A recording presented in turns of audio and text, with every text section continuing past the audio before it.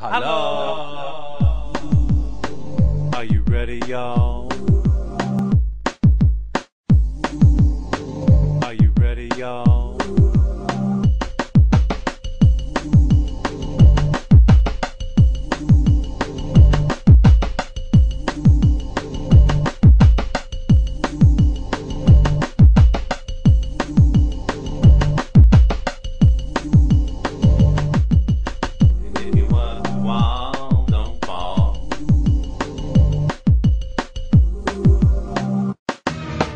First stop sheepfold, then a train, not a cab full. The central station in the morning. Chuck your bags and head to Barney's breakfast. You will need for days up on your feet. Pick yourself a bag of weed. Ha! Next stop a rokery. Let me see. 1, 2, 3. Reggae at the Bush Doctor. Hip hop, tweeter, comma. Good hash I heard at the Bluebird. That how we do it, y'all? Coffee shop crawl. Frederick Kodak, you may have a new question.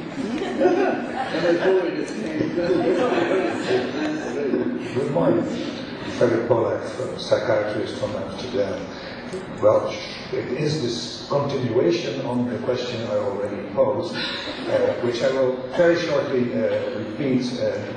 The relationship between the availability of cannabis in the Netherlands and the relatively low or average level of use, which in my view is contrary to the theory of prohibition.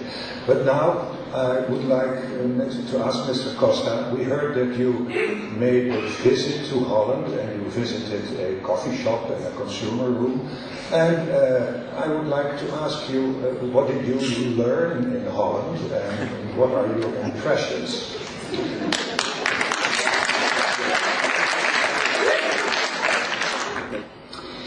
Regarding Mr. Pollack continuing continuing questioning on the very same issue, the relationship between availability and level of use. Availability of drugs and the level of availability of alcohol and the level of availability of tobacco and the level. And I'm surprised that Mr. Pollack does not focus on as well as tobacco and alcohol. Yes, indeed. For a number of reasons. I'm very close to the Netherlands, emotionally, culturally, and many other reasons in a country that I respect.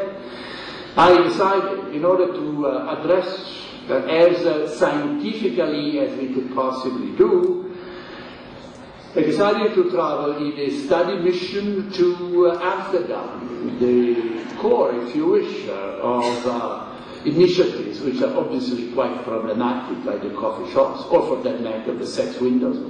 Women are exposed in windows at street level.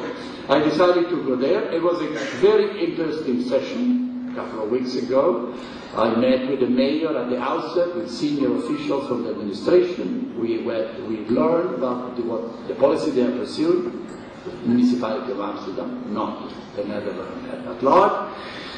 And then we had a second and final session late in the afternoon to conclude in terms of appreciation. We are producing a discussion paper which will be posted on our website very soon. So Mr. Pollack, wait a few more days and then you will enjoy our conclusions.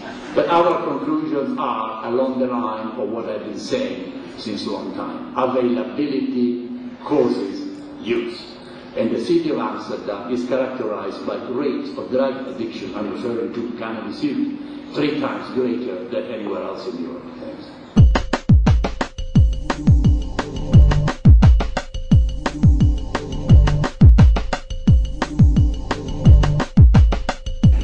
Well, Dr. Costa's position on that is simply untenable. And what he said about the higher levels of use in the Netherlands compared to the rest of Europe is simply objectively wrong. There are no two ways about this. It's not a matter of opinion. It's not subjective. He is objectively absolutely wrong. Cannabis consumption in the Netherlands is low in comparison to most other European countries. But in any case, we shouldn't be focusing on consumption. We should be focusing on outcomes. We should be focusing on health, social and economic costs. We should be focusing on death, disease, crime and corruption. Deaths in the Netherlands are very low compared to Sweden, which is very much of a very different view and is focused on use reduction and regards harm reduction as very questionable. So he ends up with the wrong answer and he starts off with the wrong question. There's in fact only one study in the world which compares two cities in two countries using identical methodology to try and work out what happens to cannabis. And that's a study that Craig Reinemann from California and Peter Cohen from Amsterdam, where they compared cannabis consumption in more punitive San Francisco to cannabis consumption in more liberal Amsterdam.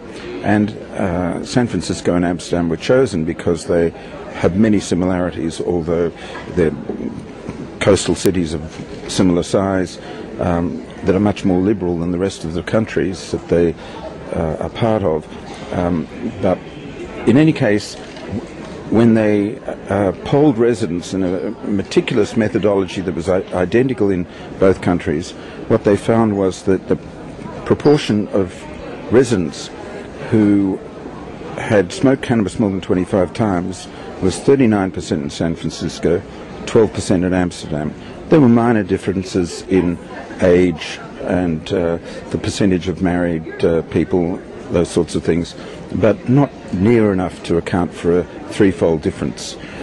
When they asked people who had smoked cannabis whether they had been offered heroin, cocaine or amphetamine the last time they purchased cannabis, 51% of San Francisco residents compared to 15% of Amsterdam residents said that they had been offered these more serious illicit drugs.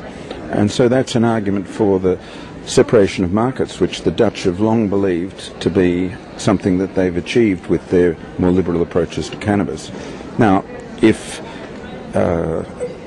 drug policy analysts want to see heroin, cocaine, amphetamines and cannabis supplied by the same dealer, then San Francisco's your choice.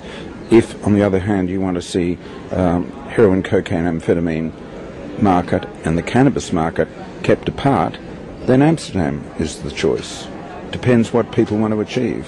Personally, I would want my family and friends to purchase cannabis, if they're going to purchase cannabis from someone not trying to sell them heroin, cocaine, and amphetamine.